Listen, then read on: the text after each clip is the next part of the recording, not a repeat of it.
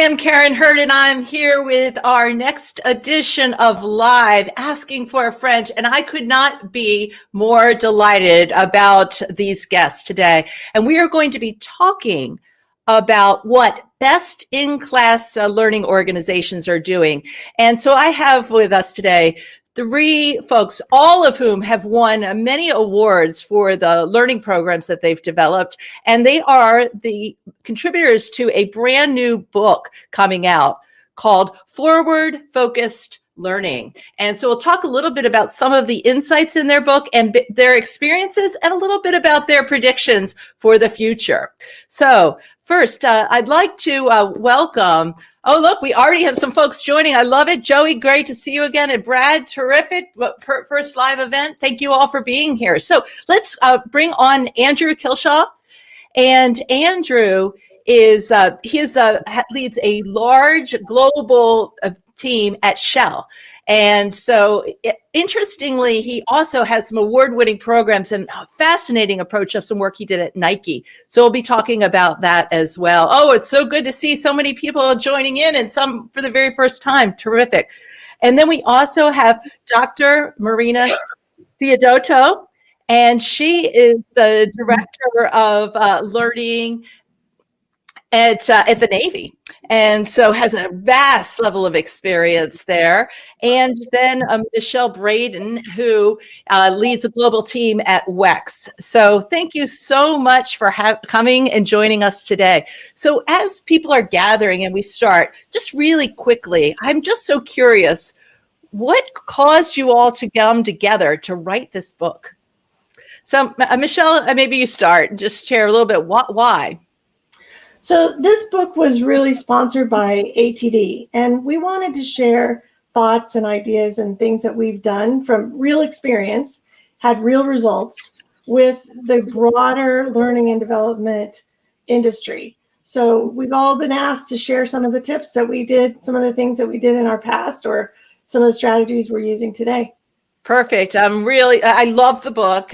Really good insights, made me really think about what's coming next and how we need to be thinking about learning. So how about you, Marina? Why this book? Yeah, absolutely. So building on to what Michelle said, we all as learning development leaders, we have responsibility to always look forward. And I love the title of the book, Forward Focused Learning.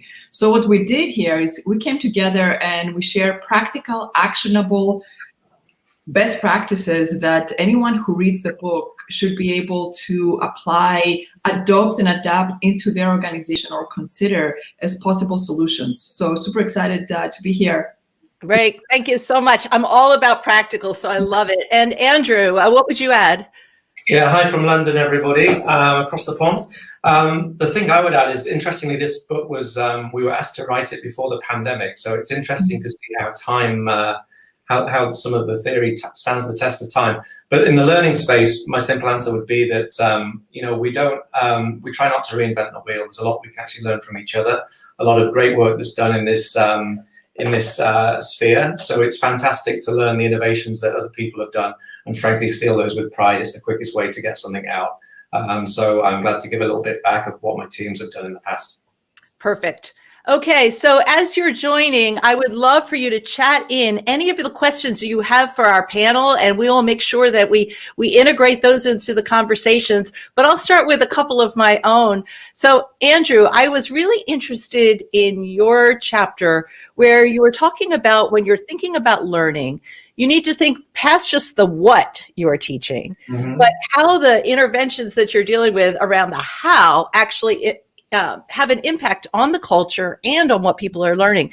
And you shared some really interesting ways that you did this at Nike. I'd love just to hear a little bit more about that. Sure. I normally just start. I approach things as a consumer. And interestingly, when I went to work for Nike, I knew Nike as a consumer, and then you see the culture inside. And I think, the more experience I get, the more I rely on my sense of purpose, brand, and culture. So for me, purpose is super important, which is the why. So Simon Sinek talks about always start with the why. I think that's more and more important nowadays when everyone's so busy and you're fighting for share of mind. So you've got to be very clear between why, as a learning professional, someone should relate with the purpose of what you're doing. So why should they work with you to learn something?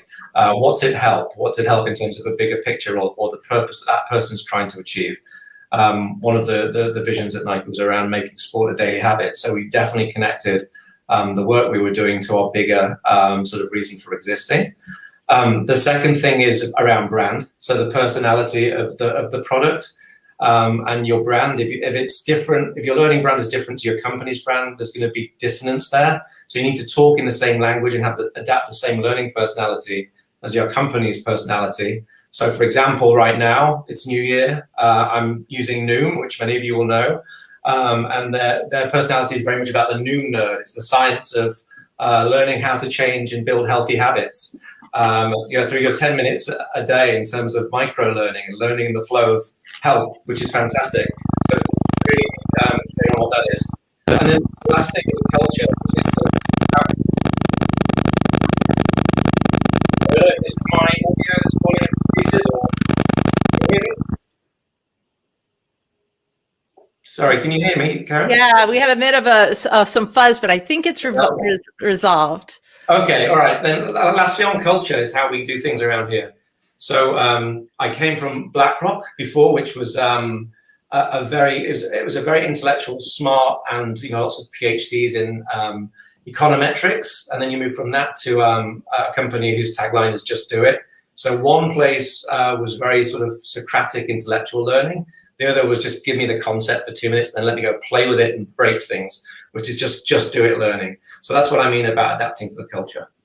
Very good. And I loved how you said, Nike U, and in most places that would stand for university, but you actually, what did you share? What did Nike? It was aspirational statements like unleashing your potential or unlimited possibilities, nice. things like that. Because again, just do it isn't really very academic. It's not very university and the 1,000-year, 10-year-old Oxford, Cambridge. It's more about learning by doing.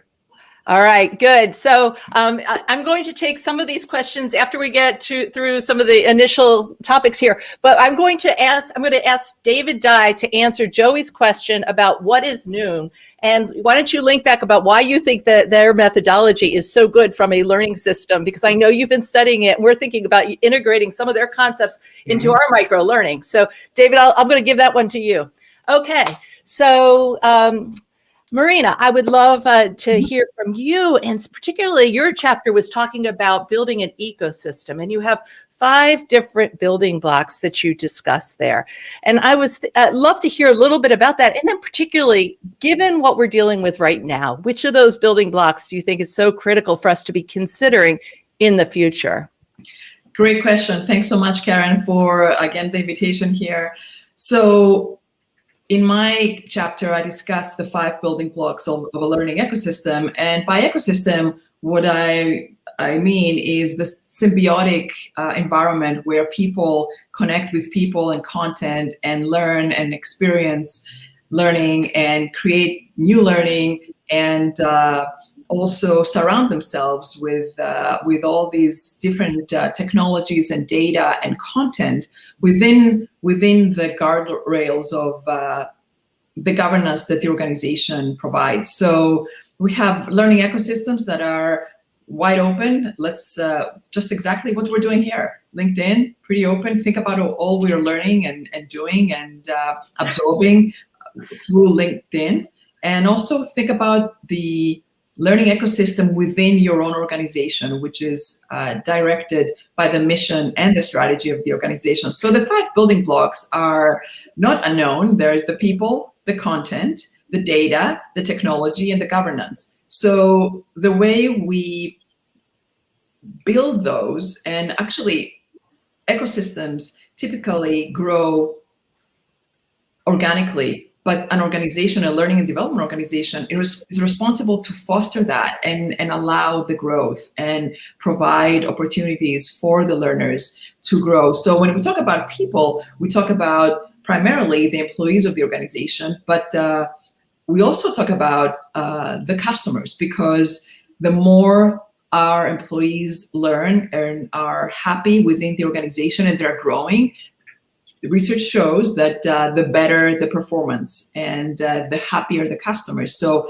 there is that direct relationship that ties the importance of a learning ecosystem to the organizational performance. So today, you asked which one of these elements is probably the most critical. And I would have to say content, because with COVID being the accelerant, we are all online. We have no other way of meeting. We're all online. And so we're all inundated with all this content that is coming at us. And we have to be able to discern which one is the valuable one and which one is not so valuable at the particular moment, so that we can make sound decisions, because we all have limited time.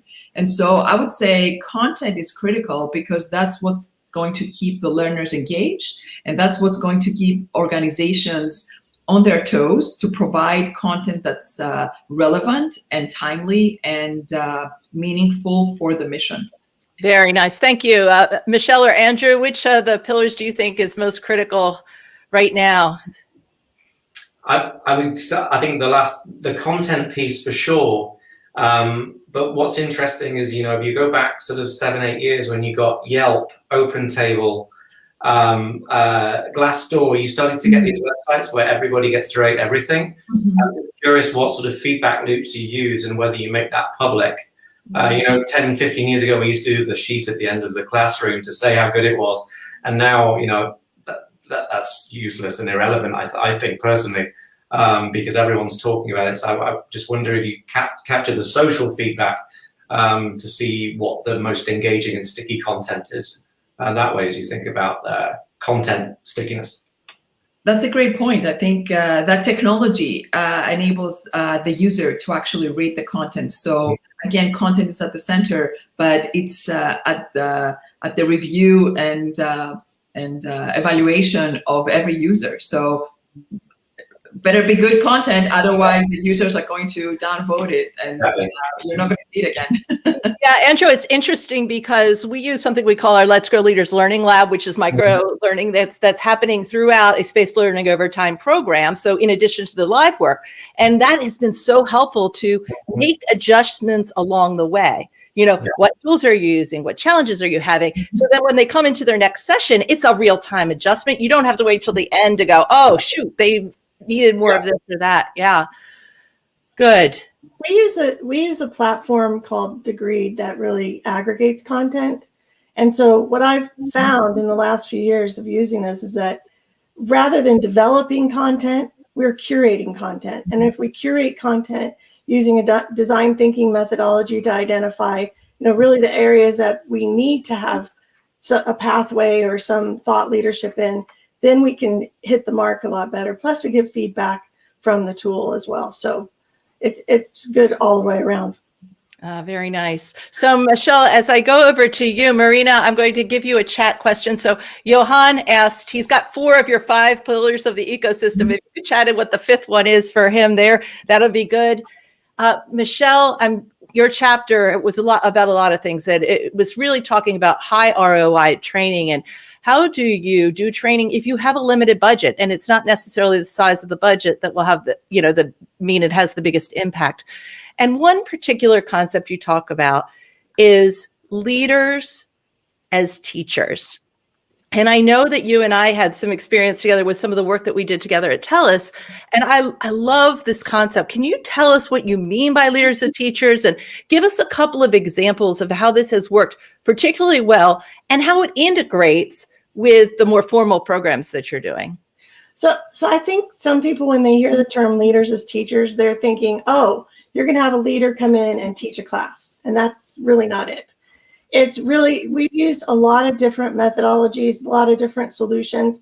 At TELUS, we used something called Leaders Unscripted, and we did interviews with the different leaders.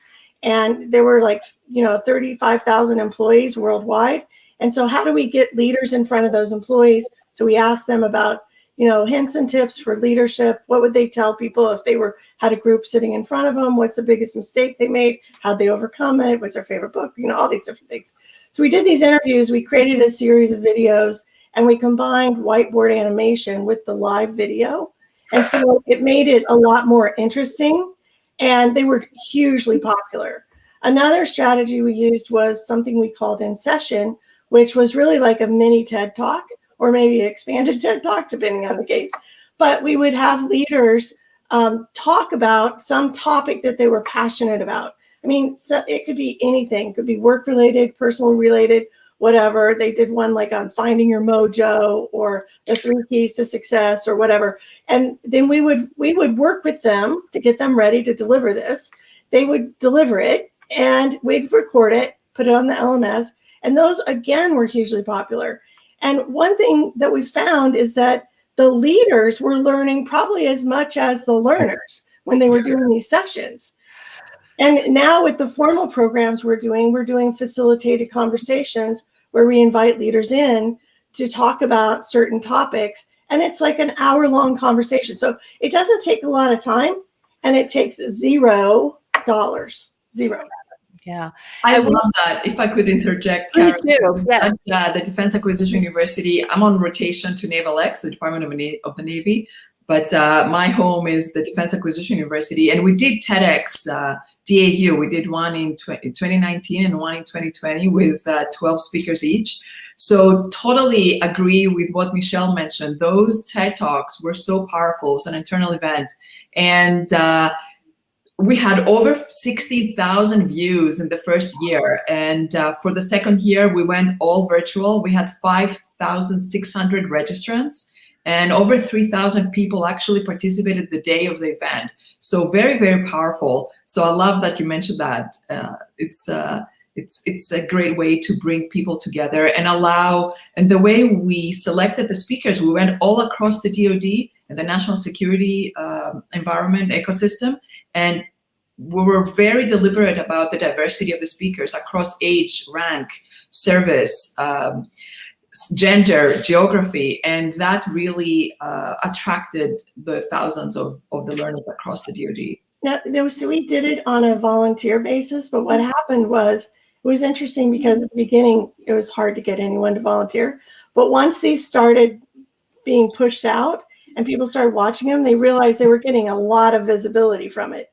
Yeah. So it was almost like a spotlight, for the person who was doing it. So it became kind of like a badge. If you did one of those, yes, you're in. So yeah, I love that. Ours was a formal learning experience. So we were actually a TEDx licensed event that I had the honor of leading. So it was a great engagement. I think the trick on doing those is, and I did the chapter on do more with less. So I can tell you how to do a lot more with less. But the trick on doing those is, doing things with less, but not making it look like you did. So it's being scrappy. It's like you're on a beer budget, but you're really serving champagne. So, it's that kind of analogy. And I think that's really, really key to the work that we do. Very nice. So Kelly Harrison is asking, how do you measure the success of knowledge transfer and performance? Do any of you that are doing leaders as teachers have a way that you do that? Because that might be a little more difficult to measure, but do you have a way that you know whether it's working? Well, I'm going to address this first. I don't know. I think one of the things that we use the leaders as teachers to help other employees learn, but really we're developing the leaders. So it's kind of a stealth, is that a Navy term? Stealth sort of strategy. And so when you're seeing these leaders getting promoted, when you're seeing these leaders performing at a higher level, getting more visibility, et cetera, you can tell that the program is working. Yeah. And at the same time, other people are learning from the leaders. But in my view, who I'm really developing are the leaders. Yeah, there's nothing that makes you pay attention to the material, and whether you have to build it or teach something, a concept, then to have to know you're having to teach that next, right? And so I totally agree with you. Yeah, they act like force multipliers, essentially. Yeah. Exactly. Yeah, we follow the same model at Naval X, with the Naval X learning ecosystem. And Karen, I did want to respond to Johan. Those are the 5 building blocks. Okay, perfect. did not miss any. And if he wants to learn more, they're in chapter 4 in the book. Chapter 4 in the book, yeah. And Johan is coming to us from Jamaica. We had an opportunity to do a leadership development program back when we could travel over there. Okay, so Jared, can you pop up a couple of questions from the audience here? Because I know they've had some great ones coming in. How has your CLO role changed to adapt to a remote working or remote learning environment? Fantastic question from Tamar. That is a good one. Hi, Tamar. I'll have a go at this one. So I think, first of all, it's not just the remote learning. It's the actual meeting employees where they are and what they're going through. So various industries have been completely and utterly disrupted by this. And because of that, frankly, sometimes learning is not as high on the priority, or there are curfews and kids at home being homeschooled. So I think you have to really consider the whole person and their consumability of learning. So you can talk about it being virtual learning, but that sort of assumes that you're taking a little bit of a either nugget or curriculum approach to things. So I think if you can move from a more systemic approach to learning in this instance, where you don't think about moving from face-to-face to virtual, but you actually think about it becoming more ingrained in the culture, and you think about things like learner mindset. Because frankly, I can say at Shell, it's been a very disruptive year in terms of the impact on our industry, but also just trying to work through things differently from home, especially for a very relational company. So not only are you facing new challenges, you're also trying to do them in a different way as well. So there's no cause for that, except for really to learn your way into it and have a little bit of humility, a little bit of vulnerability to try some stuff. Try it where, you know, there's not big downside risk if you get it wrong. Learn, don't make the same mistake twice. And so I think you start to move to learn in a different way, to be honest. And I think there will be time to get a little bit more formulaic and systemic about how we look at the processes and programs of learning. But for now, I think it's becoming more of a mindset. And could I add something to that? Please do, yeah. To that. So I think the role has actually changed in that we are able to respond a lot quicker to the needs of the employees in the company. And with the remote, it's like we have to keep our finger on the pulse. So it's not like you put a strategy together and then, you know, you have like several months to do this and roll it out. No, it's quick. And you've got to get things going. And so we are constantly monitoring to see what we can do to help our leaders and our employees. We put together some programs around leading through disruption, which was hugely popular. People were like, I needed this. And it starts off with taking care of yourself before you can take care of anyone else. Kind of gets to that Noom stuff that you're talking about, Andrew. Very, very good. Okay, so Eileen Mikdar, also a friend of mine, and she's a keynote speaker, says she's all about resiliency. So she's asking, what makes content stick? I can take that one. It's relevance, it's timeliness, and it's whether it's actionable. So what we're seeing in our context within the DoD at DAU is that content that sticks is the one that's chunked and available when the user needs it, when the learner needs it on the job. That's the content that is mostly consumed the most. I would add to that also that the repetitiveness of it. So one of the things that we do is we use the same content in different ways. And so no matter how you're getting at, you know, if you're reading an article or watching a video or going to a class or having a conversation or in a facilitated discussion, where it all helps it stick if you hear it more than once. And if you can talk about it more than once, reflect on it more than once. Yeah, that's a great point. So we have the course, and then we have a webcast around it, and then we have articles that talk about it. We have social media posts that touch on it. So that's absolutely right. I agree with that, Michelle. That's been absolutely integral to the work that we do too. So it's been interesting. You know, one of the leadership concepts we talk about is everything that's important needs to be communicated 5 times, 5 different ways. Well, as we design programs, make sure that we're doing that too, you know, in terms of reinforcement. Okay, fantastic. I know that Joey, coronavirus catalyst for virtual or future contributed to desire for in-person learning and ecosystem. This is a really important question here. Are we going back? It's on everyone's minds, because I think, some of what we see is there are things that we can do that are actually better with remote learning. It's the spaced learning over time. The international cohorts of people going through together has become easier. Not the cost of the travel, right? I know a lot of our clients have saved huge amounts of travel budget for their learning programs, but we're also still, I want to get back in a classroom. So what do you think? This is a perfect one to end with here. So what do you think? I'll have a quick crack at that one. I've got three things super quickly. The first is, at the moment, we've got two different groups in the workforce who are having challenges. We've got people who are brand new into the workforce out of college and people who've been in a corporate environment for 20, 30 years. The people in the corporate environment for 20, 30 years, they have the network, they understand how to work in a corporate environment, they're struggling how to do it with technology from home. It's the opposite for those just entering the workforce. They're digital natives. However, they don't have the relationships, the social capital, or know how to work in a corporate environment. So we're trying to solve for different things. That's the first thing. The second is, I think, post-virus, or post-vaccine at least, we'll move and flip the idea of going to off-site meetings to on-site meetings, and coming together physically and face-to-face will be around social intimacy and building bonds. And that's the time you come together. Other than that, we learn to work digitally with more asynchronous collaboration. And the last thing, I think technology is going to help us with, as it is already with things like AR and VR.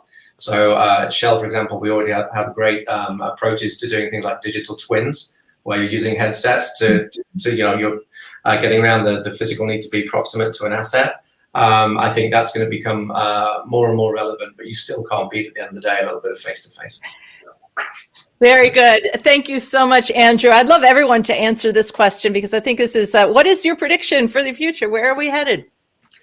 So I can go next. I think definitely the coronavirus has been the accelerant for DAU's transformation. We've been thinking about transforming and really focusing on transformation over the last couple of years. And actually, there is a CLO article by Dr. Hardy in Chief Learning Officer magazine right now that describes that whole transition and the journey. But coronavirus has definitely served as the accelerant to virtual learning.